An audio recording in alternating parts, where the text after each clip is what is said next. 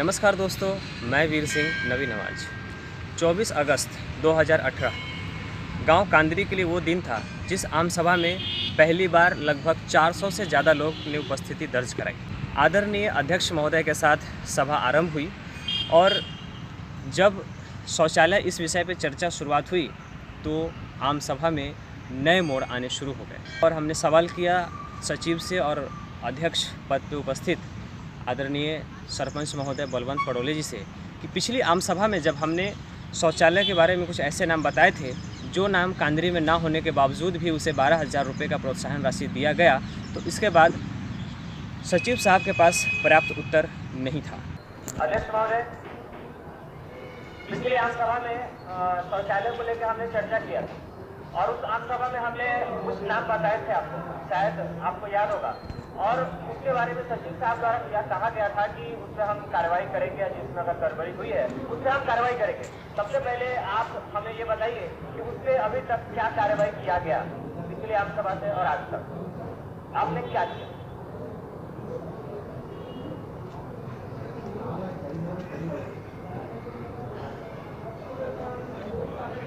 जो मागच्या शौचालयाचा मुद्दा होता त्याची कारवाईची जे गोष्ट होती ती एकच मुद्दा बागडीचा काढला होता आणि बागडीचा शौचालय बांधकाम नाही केलं हे सुद्धा दर्शन आले आहे। आप मानते हैं कि आशा प्रकाश बागड़े जो है कांदरी के रहवासी है, आप मानते हैं?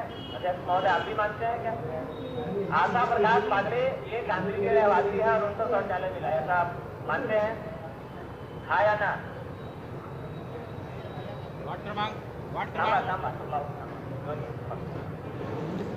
आशा प्रकाश बागड़े कांदरी में है या नहीं, हम जानना चाहते हैं।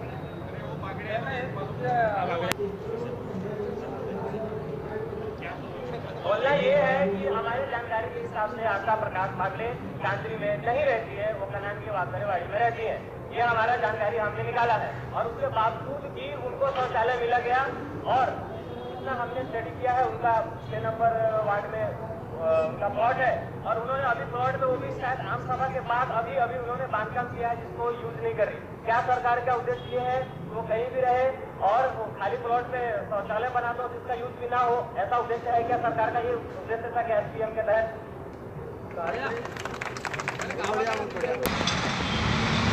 सिर्फ आशा प्रकाश बागड़े ही नहीं और भी कई ऐसे नाम शंकाओं में घिरे हुए हैं जो कांदरी के रहवासी नहीं है और उनको 12,000 रुपये का प्रोत्साहन राशि दिया गया, मतलब पैसे का वेस्ट यूज किया गया। कनान नगर परिषदेचे इलेक्शन केव्हा झालं होतं? पत्रकार साहेब, तुम्हाला माहिती आहे का कनान नगर परिषदेचे इलेक्शन केव्हा झालं होतं? 2014 मध्ये कनान नगर परिषदेचे इलेक्शन झाले। इथं उपसरपंच साहेब बसलेले आणि यांचे काकाजी नरेशजी बर्वे त्यांच्यासोबत ते इलेक्शन मध्ये उभे झाले होते। आता इलेक्शन मध्ये उभं होणं म्हटलं म्हणजे तुम्हाला माहिती आहे की कोणते कोणते डॉक्युमेंट्स लागतात आणि ते सर्व डॉक्युमेंट्स करायचे होते आणि करायचे डॉक्युमेंट्स आल्यानंतर आता सचिव साहेब फक्त सफाई देण्याचा प्रयत्न करून राहिले कि नहीं वो 2012 में ऐसा हुआ था और अभी लोगों को प्लॉट के ऊपर हम लोगों ने शौचालय दिया, प्लॉट वरती शौचालय देता येत नाही हे मागच्या आमसभेमध्ये आम्ही सचिव साहेबांना विचारलं होतं आणि त्यांनी बोलले होते की खाली प्लॉट वरती शौचालय देता येत नाही। आता हे बोलाले की त्यांचं नाव 2012 मध्ये आलं होतं, पण जेव्हा आलं होतं तर मागच्या आमसभेमध्ये तुम्हाला बोलायला काय झालं होतं की 2012 मध्ये त्यांचं नाव आलं होतं, आता तुम्ही सांगून राहिले 2012 मध्ये त्यांचं नाव आलं होतं। सभा को आगे बढ़ाने से पहले हमने ये पूछना जरूरी समझा कि ग्राम पंचायत का आखिर कौन सा व्यक्ति था जो ग्राउंड लेवल पे लोगों के घर जा के शौचालय के काम में अपना योगदान दिया है, लोगों को पैसे चेक मिले या कैश मिले, इस सारी चीज़ें हमने पूछा। आपण जेव्हा लाभ दिला किंवा तुम्ही मंजूर केलं त्यावेळेस त्याचा सर्व वास्तविकता ते तिथे राहते का याचा सर्वे केला का? त्यांच्याकडे शौचालय आहे किंवा नाही आहे याचा सर्वे केला का? सर्वेक्षण केला कोणी? हा सर्वेक्षण केला कोणी? एक और सवाल करना चाहता हूँ, जब भी ये स्वच्छ भारत मिशन अंतर्गत सर्वे हुआ होगा या अभी शौचालय लगाने जो भी लोग गए होंगे उसमें मैं समझता हूँ ग्राम पंचायत का कोई संबंधित व्यक्ति उस जगह पे वहाँ पे गया होगा। तो सबसे पहले तो हमें ये बता दीजिए ग्राम पंचायत की तरफ से कौन सा व्यक्ति था जो लोगों के घर में जाके और संबंधित व्यक्ति कार्यालय का सर्वे किया और कार्यालय लाके दिया? कोई तो होगा, उसका नाम अध्यक्ष महोदय, कृपया इनको बताने दीजिए। पाटील साहेब, तुम्ही स्वतः गेले होते की तुमच्या ग्रामपंचायती कर्मचारी गेले होते? त्याला मदत कार्य हे ग्रामपंचायत कर्मचारी करतात, त्यामुळे जे काही बालूवंच होणं आहे त्याच्यात ग्रामपंचायत आधीच्या प्रमाणात केल्याचं दिसतं भय नाही त्याचं मागतं। तो आप ये मानते हैं ग्राम पंचायत की तरफ से बालूवंच गए थे? बराबर, चलो। आखिर सचिव साहब ने ये बताया कि कुछ ऐसे भी लोग हैं जिन्हें प्री कॉस्टिंग के तहत शौचालय मिला है। चलो हमने मान लिया कि प्री कॉस्टिंग किसी एजेंसी को दे दिया गया और ग्राम पंचायत ने सिर्फ अपना टारगेट पूरा करने के लिए प्री कॉस्टिंग यूज़ किया। ठीक है, अब मैं कुछ नाम लेता हूँ। श्री राम मनीराम राठौर, क्या है वो यहाँ उपस्थित है? हाँ, आप वहीं से बता दो, क्या आपके खाते में 12,000 रुपए मिले? ये लिस्ट में नाम है और ये सचिव साहब ने अभी कहा कि सबको 12,000 रुपए खाते में मिले और वो बोल रही कि उनके खाते में नाम नहीं। झूठ बोलने वाली नहीं, 12,000 रुपए से मेरे को कोई मतलब नहीं है। तुम लोग बोल रहे हैं ना, इसके लिए मैं तुम्हारे सवाल का जवाब दे रही हूँ। मेरे को 12,000 रुपए से कोई मतलब नहीं है। वो जो बना के दिए ना, उसका मैं उत्तर बता रही हूँ कि मेरे पास संडास के बनाए होती कोई नहीं था घर में, मैं भी नहीं थी, मैं दवाखाना में अपनी सास को लेके थी। इतना झूठ बोलने से मेरे को कोई मतलब नहीं है। अगर एजेंसी को काम दिया जाता है, एजेंसी का काम होता है कि पूरा काम करना चाहिए, लेकिन जब लोगों द्वारा मुझे पता चला, उनके द्वारा मुझे बुलाया गया, तो लोगों ने ये बताया कि उसके घर में जो गड्ढे किए गए हैं वो गड्ढा बहुत बड़ा नहीं है, 4x4, इससे बड़ा कोई गड्ढा नहीं है और गड्ढा करने के पैसे भी लाभार्थी को अपने जेब से खर्च करने पड़े, लगभग 600 रुपये हर लाभार्थी को अपनी जेब से खर्च करने पड़े। हमारा प्रश्न ये था कि जो संबंधित व्यक्ति जगह पे गया था, जिसका नाम आपने सुना बालिया वैद्य, उसने पैसे लिया या नहीं लिया, ये हमारा क्वेश्चन नहीं है। हमारा प्रश्न ये है कि आखिर लाभार्थी को 600 रुपये खर्च क्यों करने पड़े? अगर लाभार्थी 600 रुपये खर्च करता है तो जो संबंधित व्यक्ति जो इसकी देखरेख कर रहा था बालिया वैद्य, उसने वो 600 रुपये अपने पास रख लिया, ऐसे या वैसे ग्राम पंचायत के कर्मचारी द्वारा। आम सभा में 400 लोगों के सामने ये पर्दाफाश होने ही वाला था कि बालिया वैद्य ने 600 रुपये का प्रति लाभार्थी घोटाला किया है, पैसे अपने पास दबाया है। इसका पर्दाफाश होने ही वाला था कि गांव का एक युवा उठकर आता है और माइक छीन लेता है और उसी बीच हंगामे हो जाते हैं और सरपंच मौके का फ़ायदा देखते हुए सभा को स्थगित कर देते हैं।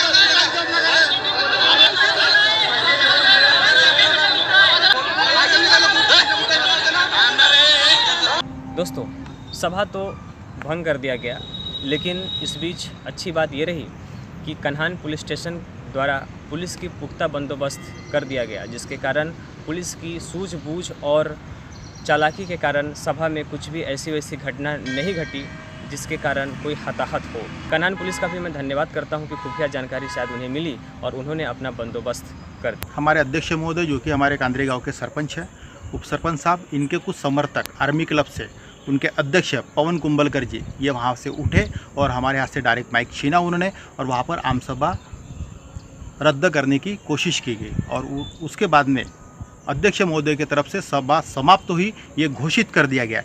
वहाँ पर आम सभा में सब लोगों के सामने आप ये सिद्ध कर सकते थे कि वीर सिंह और लीलाधर बर्वे ये झूठे लोग हैं। आप लोगों ने ऐसा नहीं किया। आप लोगों को मालूम था कि आपका जो कर्मचारी है बालू वैद्य, ये लोगों से पैसे ले रहा है। इसने लोगों से 600 रुपये गड्ढा खोदने का लिया है, जबकि गवर्नमेंट की तरफ से 12,000 रुपये आए थे और 12,000 रुपये में आप लोगों को आपको पूरा संडास कंप्लीट कर देना था, पर आप लोगों ने ऐसा नहीं किया। मेरा सिर्फ ये कहना है कि ना ही वहाँ पर माइक छीनने की ज़रूरत थी, ना ही आम सभा भंग करने की ज़रूरत थी और ना ही आपके कर्मचारी को बचाने की ज़रूरत थी। आप लोगों ने वहाँ पर ये साबित किया कि आप लोग ही रॉन्ग है, आपका कर्मचारी रॉन्ग है और आप लोगों ने वहाँ पर तुरंत आम सभा भंग करने की कोशिश की और आम सभा बंद की। आर्मी क्लब 10 साल से वाचनालय और ग्राउंड के ऊपर निवेदन दे रहे हैं।